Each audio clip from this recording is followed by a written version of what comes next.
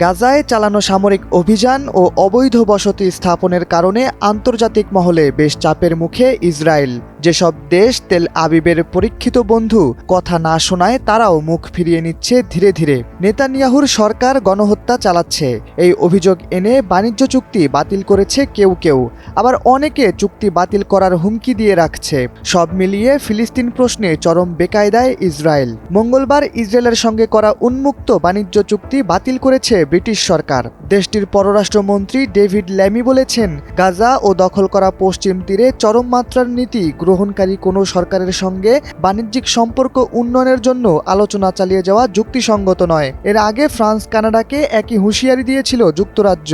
এদিকে ইউরোপীয় ইউনিয়ন বা ইইউর সঙ্গে বাণিজ্যিক সম্পর্ক খারাপের দিকে যাচ্ছে ইসরায়েলের। সংস্থাটি ইসরায়েলের সঙ্গে বিদ্যমান বাণিজ্য চুক্তির বিষয়টি পুনর্মূল্যায়নের সিদ্ধান্ত নিয়েছে। ইসরায়েলের অর্থনীতি বহু বছর ধরেই প্রযুক্তি, চিকিৎসা সরঞ্জাম, হীরা ও সামরিক সরঞ্জাম রপ্তানির জন্য ইউরোপের দেশগুলোর ওপর নির্ভরশীল।